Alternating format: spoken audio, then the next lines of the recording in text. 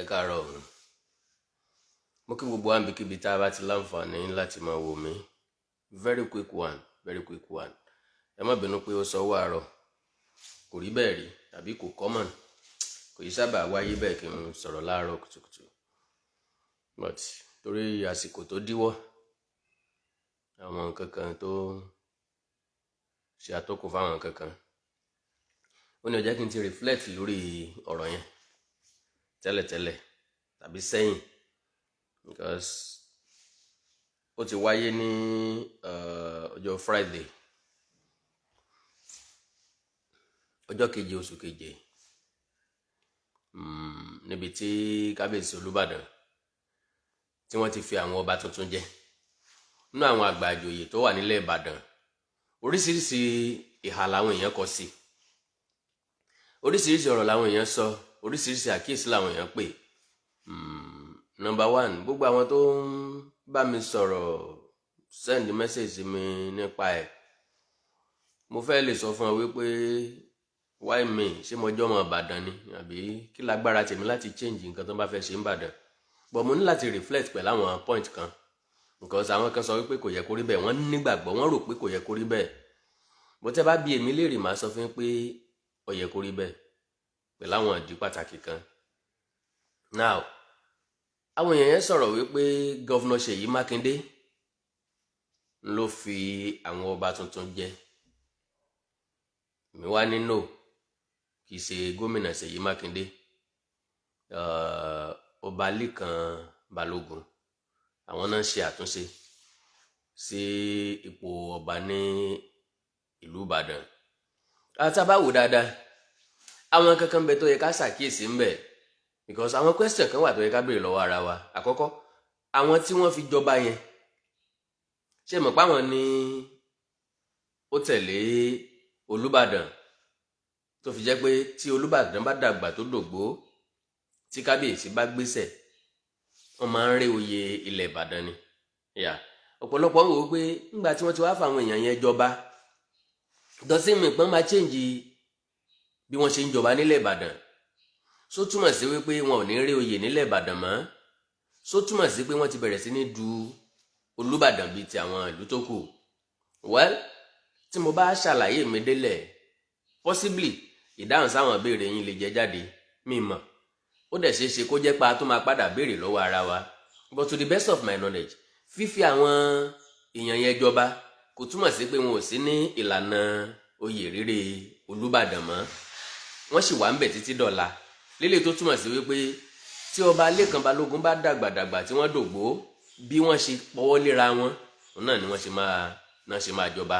Now, ẹ jẹ́ n kọ́kọ́ béèrè lọ́wọ́ yín, àbí kí n kọ́kọ́ ṣàlàyé nǹkan kan. Ìgbà tí wọ́n béèrè lọ́wọ́ Olúbàdàn wípé kẹ́nẹ̀dí tí wọ́n fi àwọn ọba yẹn jẹ, ní tó Olúbàdàn sọ ni pé oríṣiríṣi ìdí ló rọ̀ mọ́. Àkọ́kọ́, ó ní wípé àwọn ọba yìí, tẹ́ ẹ bá gbàgbé, ìjọba ìbílẹ̀ mọ́kànlá ló wà ní abẹ́ Ìbàdàn. Nínú ìjọba ìbílẹ̀ kọ̀ọ̀kan yìí ni àwọn àgbà àjòyè kọ̀ọ̀kan wọ̀nyí ti wá. Now, nínú àwọn mọ́kànlá, 10 ni wọ́n gbé adé lé lórí. Ẹyọ kan tó kù náà ni gómìnà ìpínlẹ̀ Ọ̀yọ́ àná tàbí gómìnà ìpínlẹ̀ Ọ̀yọ́ tẹ́lẹ̀ rí, Alhaji Rasheed Adéwọ̀lú Ladoja. Bàbá yẹn ni ò bá wọn nípìn ńbẹ̀, ni ò bá wọn participate ńbẹ̀, ó nìkan ni ó gba adé lórí. Ó dẹ̀ ní point. Tẹ́ bá wò dáadáa, káti ẹ̀ tó máa lọ síbẹ̀ yẹn máa rí pé kì í ṣàkọ́kọ́ nìyí tán máa fi àwọn àgbàjòyè yìí ìjọba. Ó ti wáyé láyé Ajímọ̀bí. Tẹ́ bá rántí dáadáa, ìṣẹ̀lẹ̀ tó ṣẹlẹ̀ nígbà yẹn ò ní wípé àwọn Ajímọ̀bí àti Olúbàdàn àná, èyí òun Adé Ògógó ní Sọ̀wọ́n, wọn ò jọ sí in good time. Bí wọ́n ṣe fẹ́ ṣe nígbà yẹn náà ní, ṣùgbọ́n Olúbàdàn àná ò gbà. Wọn ò jọ fọwọ́sowọ́pọ̀ pẹ̀lú gómìnà Ajímọ̀bí, tí gómìnà Ajímọ̀bí fi gbé adé lé àwọn èèyàn yẹn lórí. Ṣé ẹ gbàgbé wípé ìgbà tí wọ́n fẹ́ jẹ Olúbàdàn tuntun, awuyewuye súyọ, because ọba Lékan Balógun wà nínú àwọn tí wọ́n jọ gbé ẹjọ́ lọ sílé ẹjọ́ against Olúbàdàn ti tẹ́lẹ̀ nígbà yẹn, wípé kí wọ́n fààyè gba àwọn ọba tó ti dé adé lé lórí, because ní tó Olúbàdàn insist lé lórí ńgbà yẹn, ó ní pé wọ́n gbọ́dọ̀ ṣe adé orí wọn kúrò. pé ọba ò kí ń pé méjì láàfin. Now ká ní àìfẹ̀lẹ̀ kébò sílẹ̀ àìfẹ̀lẹ̀ jo Olúbàdàn àná ọba ajé Ògúngúnnísọ̀ wà ní ká ní bàbá ro àròjinlẹ̀ dáadáa wọ́n máa mọ̀ wípé ó tó àkókò láti fàwọn ọba míì jẹ lábẹ́ ilẹ̀ Ìbàdàn. Lóòótọ́ ọ̀pọ̀lọpọ̀ àwọn baálẹ̀ ló wà ní Ìbàdàn tí wọ́n ń pè lọ́ba tán ti change sí ọba, but àwọn tó wà ní ìlànà Aláàfin jíjẹ àbí tó wà ní ìlànà Olúbàdàn jíjẹ kò sí nǹkan tó bá rí tán bá sọ wọ́n dọba. Màá sọ point fún yín. Now Olúbàdàn ọba Lékan Balógun wọ́n ní lára ìdí tí àwọn fi fi wọ́n jọba ni wípé àwọn ìjòyè yìí ni alága ìgbìmọ̀ ìṣàkóso ìbílẹ̀ ìjọba ìbílẹ̀ wọn lélẹ̀ tó jẹ́ pé wọ́n ní àwọn baálẹ̀ lábẹ́ ọ̀pọ̀ àwọn baálẹ̀ yìí ni wọ́n ti dé adé sórí. Does it mean pé tán bá wà nípàdé ìgbìmọ̀ lọ́balọ́ba local government wọn does it mean pé àwọn baálẹ̀ yìí máa ṣe adé lórí wọn kí wọ́n tó wá jókòó sípàdé pẹ̀lú àwọn àgbàjòyè yìí lélẹ̀ tá a rí pé kò lè possible lóòótọ́. Now báwo làwọn tí wọ́n ti dé adé sórí ṣe máa fail nígbà tí àwọn tó jẹ́ ìjòyè because wọ́n fọkàn sí pé ìjòyè lásán ni wọ́n meanwhile wọn èyí ṣe ìjòyè lásán àgbàjòyè ni wọ́n tí wọ́n ju ọba bòmíì lọ. Now so Olúbàdàn sọ bẹ́ẹ̀ pé and again tí ọ̀pọ̀lọpọ̀ nínú wọn bá wà ní òde níbi tí àwọn ọba kéékèèké wà àpọ́nlé àti iyì àti ẹ̀yẹ táwọn èèyàn máa ń bù fún àwọn ọba tó bá ti dé adé lórí ó máa ń pọ̀ ju eléyìí tán máa ń bù fún àwọn ìjòyè Ìbàdàn lọ. Meanwhile àwọn ìjòyè Ìbàdàn yẹn ju àwọn ọba kéékèèké yẹn lọ. Sorry to say that, sorry to use that language. Ṣùgbọ́n nítorí pé kò sí adé lórí wọn kò sí ọ̀wọ̀ àti àpọ́nlé tọ́tọ́ fún wọn. Ẹ lè dọ̀bálẹ̀ fáwọn ọba tó gbádé lérí torí adé orí wọn ẹ ò ní respect àwọn ìjòyè lẹ́yìn kára ó lé o àjẹgbó àjẹtọ́ o ó jù bẹ́ẹ̀ lọ. So kábíyèsí ní lára àwọn ìdí nìyẹn tí àwọn fi wò pé ó yẹ káwọn fi wọn jọba. Meanwhile tẹ bá béèrè lọ́wọ́ èmi á sọ wípé ó wà lára ẹ̀ ṣùgbọ́n kò ń ṣe ìdí pàtàkì. Lára ìdí tí wọ́n fi àwọn ọba yẹn jọba ni wípé ọjọ́ orí ò sí ní sáìdì kankan nu wọn mọ́ ọ̀pọ̀lọpọ̀ nínú wọn ló ti dàgbà. And again tabadẹ̀ wá wò ó ipò Olúbàdàn ríré ẹ rí i pé ọ̀pọ̀lọpọ̀ àwọn èèyàn ló máa ń wà nílànà yẹn tí wọn ò tí ì tó jẹ́ pé kò tí ì ní kàn wọ́n tí wọ́n fi dàgbà dògbó tọ́lọ́jọ́ fi máa dé. Now tábà wá ní ká dúró dìgbà tí Olúbàdàn bá wàjà as far as I'm concerned Olúbàdàn ti ń bẹ́ńbẹ̀ lọ́wọ́ ẹ̀ ọba Lékan Balógun tí bàbá yìí bá ṣe lo another 100 years bó ṣe máa ta kébé nìyẹn. So ẹ ti rí i pé anybody tó bá fọkàn sí wípé tó Olúbàdàn bá ti bọ àjà wọ́n máa rí oyè yóò kan òun. You are sitting on a long thing bí ìgbà téèyàn ń tan rẹ̀ jẹ ni afasẹ́gbèjò lásán lonítọ̀hún. Now kò wá sí ẹni tí ò wù kó dádé. Yorùbá lórí adé tó ń pètè àrán orí adáràn ń pètè ọba kò sẹ́ni tí ò wù kó wà nípò ọba. Gbogbo àwọn tó wà ní ìlànà Olúbàdàn jíjẹ gbogbo wọn náà ni wọ́n ń dream ẹ̀ bóyá lónìí àbí lánàá wípé kọ́lọ́ ń dẹ̀ sórí àwọn náà lórí tí ń dádé. Now nísìnyí bí wọ́n ṣe yàn nígbà yẹn tán gbadé kò lórí wọn embarrassment ni disgrace ni. That was then nígbà yẹn gbé kíní kankankan wọ́n láti drop ẹ̀ padà. Eyín tó ti ń jẹran nìyẹn ta ni kó máa wá fọ ọgùn ẹni tí wọ́n ti kí kú oríire báwo lẹ ṣe fẹ́ padà kí wọn. Now ilé tí ọba Balógun wá ṣe nísìnyí òun lè mí gbà sí ilé tó dáa. Naturally Ìbàdàn tóbi gan. Nǹkan táwọn Olúbàdàn tẹ́lẹ̀ ń sọ ni wípé bóyá ó máa dín agbára àpèrè Olúbàdàn kù. That is kò ní jẹ́ kí stool Oníbàdàn kó níyì tàbí lágbára mọ́. Another thing wọ́n bìlì pé àwọn ọba míì tí wọ́n bá fi jẹ wọ́n á fẹ́ máa compete pẹ̀lú Olúbàdàn. Rubbish, kò sí nǹkan tó jọ mọ́ bẹ́ẹ̀. Àpèrè Olúbàdàn special àpèrè ni ó ti nílànà bí wọ́n ṣe ń tò tẹ́lẹ̀tẹ́lẹ̀. So kò sẹ́ni tó fẹ́ takò tàbí ẹni tó fẹ́ compete pẹ̀lú ẹ̀ nínú àwọn ọba tí wọ́n fi jẹ. And again do you know pé àwọn ọba tí wọ́n fi jẹ yìí wọ́n sì ti wà nílànà Olúbàdàn bí wọ́n ṣe wà tẹ́lẹ̀tẹ́lẹ̀. Bọ́n ṣe ń shift ẹ̀ náà ṣe máa shift ẹ̀. Bọ́n ṣe ń promote ẹ̀ náà ṣe máa promote ẹ̀. At the same time wọ́n á wà gẹ́gẹ́ bí ọba ní ìjọba ìbílẹ̀ wọn bọ́n ṣe wà yìí. Lílé tó túmọ̀ sí pé at the end of the day bí wọn ò bá tiẹ̀ wá rólúbàdàn jẹ wọ́n ti jọba wọ́n ti dé adé. wọ́n ti tọ́ ipò ọba wò lílé tó túmọ̀ sí pé wọ́n ti achieve nǹkan wá achieve láyé. Now àwọn èèyàn sọ̀rọ̀ nípa Rasheed Ladoja, ẹlòmíín sọ pé torí pé Ladoja gbọ́n ni ò jẹ́ kí Ladoja no kò rí bẹ́ẹ̀, torí pé Ladoja ló wà in next sí Olúbàdàn gẹ́gẹ́ bí ọ̀tún Olúbàdàn. Ọba Lékan Balógun, very young, vibrant and still kicking. Bàbá yìí máa pẹ́ gan, ó máa dàgbà gan, ó máa dògbó gan.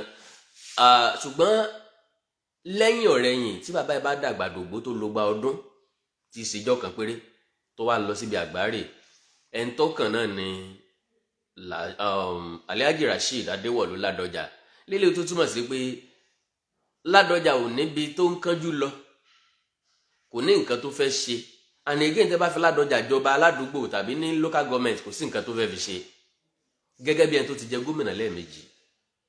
So mímá lọ síbi tí wọ́n ti fi àwọn ọba yìí jẹ kò túmọ̀ sí pé inú Ladoja ò dùn sí tàbí Ladoja yìí against ẹ̀ tàbí lẹ́kọ̀ọ́ dẹ́tẹ́ Ladoja lọ́rùn.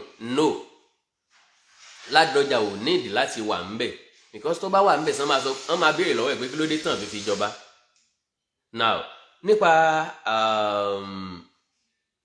àwọn ọba ọ̀hún, kálukú ló mọ ipò àti ìwọ̀nba agbára ẹ̀. Whatever tán bá fẹ́ ṣe láti jẹ́ ìrànlọ́wọ́ fún Olúbàdàn ni.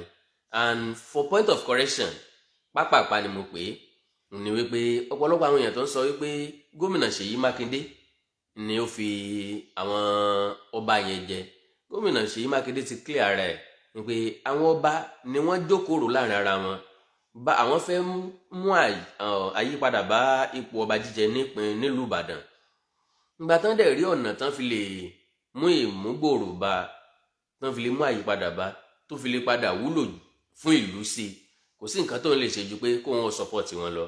Òun kọ́ ló ń gbé adé lé wọn lórí, ní tí wọ́n ń ṣe ló ń tẹ̀lé. And again òun kàn wá fún wọn ní ọ̀pá àṣẹ ni, to the best of my knowledge. Olúbàdàn nìkan kọ́ ló kọ́kọ́ máa ṣe bẹ́ẹ̀. Ọọ̀ni àná ọba Síjú Adé Olúbùṣe ẹ̀rí ogun ẹ̀bìtì kí mọ́ pèrè, ó súnmọ́ ilẹ̀ súnmọ́ ẹni, òkun mọ́ lóṣù òkun mọ́ láta. Ó ti kọ́kọ́ ṣe bẹ́ẹ̀ rí, tó jẹ́ pé gbogbo àwọn ọba, gbogbo àwọn baálẹ̀, àwọn agboolé kan wọ́n ti fi wọ́n jọba. Now ọgbọ́n tó wúlò ni. Ìdí ni pé ìdílé tí ń du ipò Ọọ̀ni wọ́n á dínkù díẹ̀. Gẹ́bẹ́ ni ká ní wọ́n ń du Olúbàdàn ilẹ̀ Ìbàdàn nísìnyí, bọ́n ṣe fàwọn èèyàn yẹn jọba, wọ́n lè fi wọ́n jọba permanently. Wọ́n lè sọ pé kán má wulẹ̀ ní ọkàn nínú jíjẹ Olúbàdàn mọ́. With that, gbogbo àwọn ibi táwọn yẹn ti wá, wọ́n ti fún wọn lọ́ba nìyẹn. Wọ́n ní láti wá du Olúbàdàn tilẹ̀ Ìbàdàn mọ́. But still bọ́n ṣe wà yìí, wọ́n ní agbára àti àṣẹ láti ṣe padà du Olúbàdàn, torí pé a kò sì wà fún wọn láti rí oyè dépò Olúbàdàn. But to the best of my knowledge, wọn ò ní short tí mo mẹ́ ni wípé wọn ò ní grace. Sorry o, èmi kọ́ lọ́lọ́ o, wọn ò ní grace láti jẹ Olúbàdàn. Ọba Lékan Balógun ẹ má bínú pé mo tẹnu mọ́ o. Ìdí ni pé bàbá yẹn young, ó mọ bọ́n ṣe maintain ààrẹ láti ilẹ̀ títí dàkókò yìí. So 10, 20, 30 years tẹ́nìkan bá ń wò wípé ó máa lọ kóun ó lè jẹ ọba, bàbá ńlá rọ́ ni o. Ẹni yẹn ń tan rẹ̀ ni, ẹni yẹn kàn waste time ààrẹ ni. Tó ń tàn bá ti rán agbádá ọba lẹ̀ kó tètè lọ dáná sun. So lára àwọn tí wọ́n fi jọba, ìjà sáré wò wọ́n pápápá. Lára wọn ni ẹni tó jẹ́ balógun ilẹ̀ Ìbàdàn, High Chief Owólabí Ọlákùlẹ́yìn, ọ̀tún balógun High Chief Tajudeen Ajíbọ́lá, òsì Olúbàdàn High Chief Eddie Oyèwọlé Fọ̀kọ̀, àti òsì balógun olóyè àgbà Lateef Gbàdàmọ́sí, bákan náà tó Gbàdàmọ́sí Adébímpé, aṣípa Olúbàdàn High Chief Abíọ́dún Kọ́ládàísí, bákan náà ni aṣípa balógun High Chief Kọ́láwọlé Adégbọlá, ẹ̀kẹrin Olúbàdàn Hamidu Ajíbádé, ẹ̀kẹrin balógun High Chief Dàda Ìṣíoyè, ẹ̀karùn Olúbàdàn High Chief Adébáyọ̀ Àkàndé, ẹ̀karùn balógun High Chief Abíọ́dún Dáúdà Azeez àwọn ni wọ́n race tí wọ́n di ìjòyè tuntun láwọn ìjọba ìbílẹ̀ wọn. Ẹ rí i pé rírè oyè Olúbàdàn náà ìṣí méjì ló wà. Àwọn kan ní ti ìṣí Olúbàdàn àti ìṣí Balógun, so wọ́n máa ń promote wọn ni síra wọn, wọ́n máa ń rí sáàrin ara wọn. Oyè jíjẹ Ìbàdàn, oyè Olúbàdàn jíjẹ ó wà very very interesting. Yes, ó nìkan ni ò ní jà nínú, kò ní wàhálà nínú. Ẹ ń bá kú lókù, ẹ ń bá kú lókù. Ẹni tó bá kàn ti mọ̀ wípé tó èmi lọ́kàn, kò sí àǹjiyàn nínú ẹ̀. Bó ṣe wá ní àǹfààní, òun náà ló ní àléébù. Yes, because ẹ má jà sọ̀rọ̀ lọ́bẹ̀. Lọ́pọ̀lọpọ̀ gbà ẹni tí máa ń kàn nǹkan lẹ́ni tó dáa jù. Sorry o, kò sólúbàdàn tó ti jẹ sẹ́yìn tí ò kúnjú òṣùwọ̀n. Kí nìdí? Ó ní wípé ìlànà yẹn ti wà ńlẹ̀, kò sí nǹkan kan tán ẹ̀sẹ̀ fẹ́ kọ́ mọ́. Wọ́n ti mọ báwọn ti jọ ń ṣe é bọ̀ sẹ́yìn, tí o kò dàbí àwọn ìlú tó kù. And kinní kan yẹ kí a ṣe pẹ̀lú ọ̀rọ̀ oyè ọba jíjẹ nílẹ̀ Yorùbá. The earlier the better. Tá a bá mú àtúnṣe àti àtúntò bá débi tí àwọn gómìnà ò ní àṣẹ lórí ẹ̀, tá a bá padà sí ìlànà bá ṣe ń jọba tẹ́lẹ̀tẹ́lẹ̀, yàtọ̀ sí ọba Olúbàdàn àti Ògúnṣọ́ Mọdákẹ́kẹ́, mi ìtúmọ̀ ló tán tó ti ń rí oyè bẹ́ẹ̀. But ti Mọdákẹ́kẹ́ wọ́n máa ń rí oyè náà ni bí wọ́n ṣe ń ṣe ń Ìbàdàn náà ṣe ní Mọdákẹ́kẹ́ Àkọ́ráyè. Lélẹ̀ tó túmọ̀ sí wípé tá a bá lè lo ìlànà táwọn bàbá wa ti ń lò tẹ́lẹ̀ láti yan ọba, tá a kó ọwọ́ àwọn ìjọba kúrò níbẹ̀, ìgbà náà ni iyì àtàpọ́nlé àwọn ọba wọ̀nyí máa padà sí bó ṣe wà tẹ́lẹ̀tẹ́lẹ̀. Because àwọn ọba wà handicap lórí ọ̀pọ̀ ìgbésẹ̀ tí wọ́n ń gbé lásìkò yìí tàbí tí wọ́n ń gbé tẹ́lẹ̀tẹ́lẹ̀. Ìdí ni wípé wọ́n nígbàgbọ́ wípé àwọn gómìnà lè yọ àwọn at any fucking moment. Tẹ́ bá wo ti Emir Sanusi Lamido, gómìnà kan yọ, bẹ́ẹ̀ náà bẹ́ẹ̀ kọ́, gómìnà kan ń gbèrò láti install ẹ̀ padà. Ó ti ṣẹlẹ̀ láyé Dasuki àti Masido. Wọ́n yọ Dasuki, wọ́n fi Masido jọba. Wọ́n yọ Masido padà, wọ́n fi Dasuki jọba. So gbogbo àwọn nǹkan yẹn máa ń dá wàhálà sílẹ̀ ni, because ẹni tẹ́ fi jọba tẹ́ yọ kúrò nípò, gbogbo èèyàn kọ́ ló lè gbà á. Bí Emir Sanusi bó ṣe gbà á mọ́ra, tó mú fọn pẹ̀lú láìfẹ́, tó tún láǹfààní àti máa sọ̀rọ̀ ní public. Àwọn ẹlòmíì tán bá ti yọ wọ́n kúrò nípò, wọn ò kì í bọ́ sójú ẹ̀ mọ́, wọn ń yéèyàn mọ́. They don't remain the same anymore. So ó ní wípé tá bá wò káàkiri ilẹ̀ Yorùbá, I can tell you categorically pé ọ̀pọ̀lọpọ̀ ìlú ló wà tó jẹ́ pé ọba méjì ló wà ńbẹ̀. Yes, títí dòní ọba méjì ló wà ńbẹ̀. Àwọn ọba méjì tó wà ńbẹ̀ kì í ṣe pé ó dùn mọ́ wọn nú lẹ́nu pé lágbájá ló yẹ kó jẹ́, èmi ló yẹ kí n jẹ́. Wàhálà máa ṣẹlẹ̀. Tí wàhálà bá ti ṣẹlẹ̀, ẹnìkan máa fọwọ́ mọ́ apá òkè, ẹnìkan fọwọ́ mọ́ apá ìsàlẹ̀. Kálukú wọn mọ̀ pera wọn lọ́ba. Bọ́ndẹ̀ ṣe ń pera wọn lọ́ba ni kálukú máa ní àtẹ̀lé tiẹ̀. So lóòótọ́ ni pé ìbílẹ̀ àbí ṣẹ̀ṣẹ̀ náà ti wà corrupted lórí ọ̀rọ̀ oyè ọba jíjẹ. Ẹni tí obì rẹ̀ bá gbó káká ni wọ́n sábà fi jọba. But ká ní ìran Yorùbá lè padà sí ìbẹ̀rẹ̀ pẹ̀pẹ̀ tó jẹ́ pé a ní wà bias láti píìkì ọmọ oyè tó yẹ kó jọba, a ní mọ ní problem mọ́. Mi ìdẹ̀rù pé yẹn lè stop anytime soon. I don't think so. Lélẹ̀ tó túmọ̀ sí pé bó bá ṣe ń bá lọ ẹ̀ náà la ṣe máa bá lọ. Ṣùgbọ́n tó bá tó stage kan, ẹ̀kọ́ lẹ̀, ipò ọba ò ní níyì mọ́, because iyì àtàpọ́nlé ti ń kù lára àwọn ọba. Sorry o, bá a ṣe kà wọ́n kún tẹ́lẹ̀tẹ́lẹ̀, especially social media, ó ti destroy many things. Ẹnìkan lè jókòó sínú yàrá ẹ̀ kó máa fọn pọ̀ rí kábíyèsí. Ẹnìkan lè jókòó sínú yàrá ẹ̀ kó máa bú àwọn ọba aládé, kó máa sọ àṣírí tí ń ṣẹlẹ̀ nínú palace. Lélẹ̀ tí ò rí bẹ́ẹ̀ tẹ́lẹ̀tẹ́lẹ̀. Èèyàn máa ń dream láti wọnú palace ni. Tó bá dẹ̀ dénú palace, ó níbi tó lè wọ̀, ó níbi tó lè wọ̀. Ṣùgbọ́n lónìí gbogbo ẹ̀ ló ti hàn síta fáyé rí. Kò sẹ́ni tó mọ̀ ìgbà tí wọ́n bá ń sin ọba aládé tẹ́lẹ̀tẹ́lẹ̀. Nísìn gbogbo ẹ̀ láti ń rí. Lélẹ̀ tó mú lóòótọ́ ni pé social media láǹfààní tiẹ̀ tó pọ̀ gan but bí ìran Yorùbá ṣe ń lò ó kọ́ ló yẹ ká ṣe máa lò ó. Mo sọ ńgbà kan rí pé gbogbo àwọn ìyàwó àwọn ọba kò yẹ kí wọ́n wà lórí social media but orí social media ni wọ́n ti ń display ẹwà ara wọn, ìmúra wọn, báwọn ṣe rí ṣe tó, bọ́kọ àwọn ṣe rí ṣe tó, báwọn ṣe lówó tó, báwọn ṣe gbajúmọ̀ tó, báwọn ṣe yẹ láwùjọ tó. Kò sí nǹkan tó bá dé ńbẹ̀ bọ́tẹ́ má gbàgbé wípé orò tó gbéyàwó lèmọ́mù ó kọ́ lèmọ́mù bẹ́ẹ̀ o.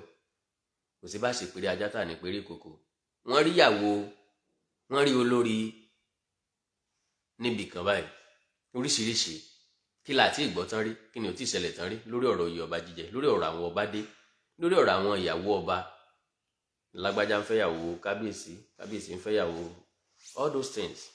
Ìran Yorùbá gbọ́dọ̀ ṣe àtúnṣe àti àtúntò lórí ọ̀rọ̀ oyè ọba jíjẹ. So Olúbàdàn tilẹ̀ Ìbàdàn sorry o.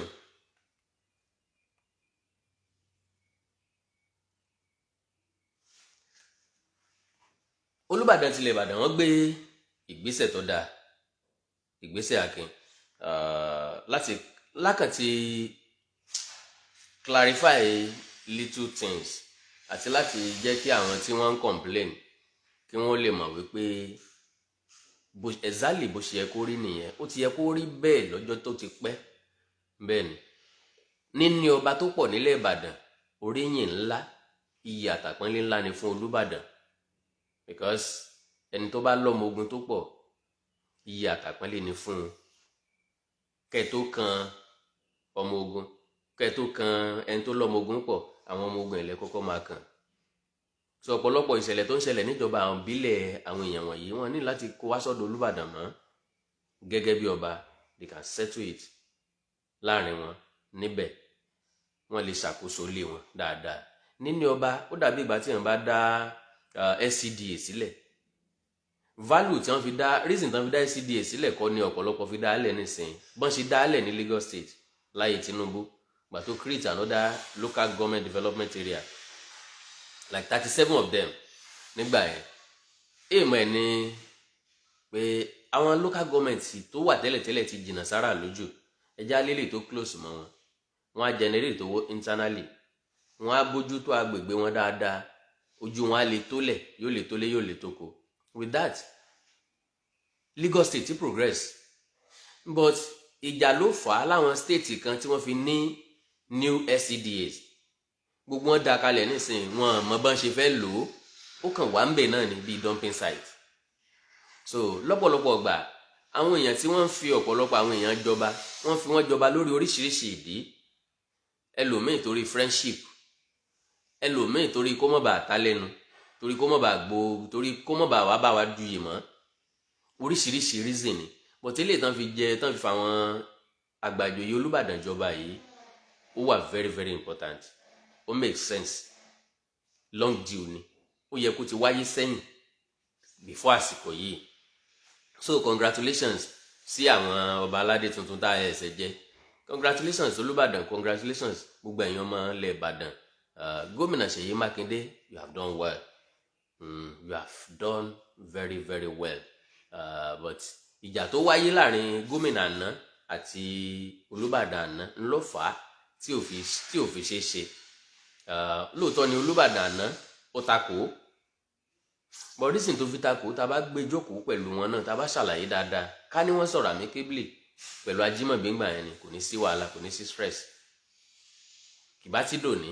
But ká kí Olúbàdàn ọba Lékan Balógun pé kọ́lọ̀ ń jẹ́ kẹ́ pẹ́, kọ́lọ̀ ń jẹ́ kẹ́ gùn lẹ́mìí, kọ́lọ̀ ń jẹ́ kẹ́ dàgbà dògbó lórí àpèrè ọba. Àná Ọlọ́run alààyè ní fi ń sílẹ̀, àṣìṣe òní bá yín pawọ́pọ̀ ṣe nípò ọba lágbára Ọlọ́run. Ẹ ti máa ṣe, àìmọ́ ṣe má ò ní kọ̀dí sí. God bless you all. Ní tí mo ní kí n kàn wá ṣàlàyé kékeré náà nìyẹn o. Ẹ ṣé, bye bye.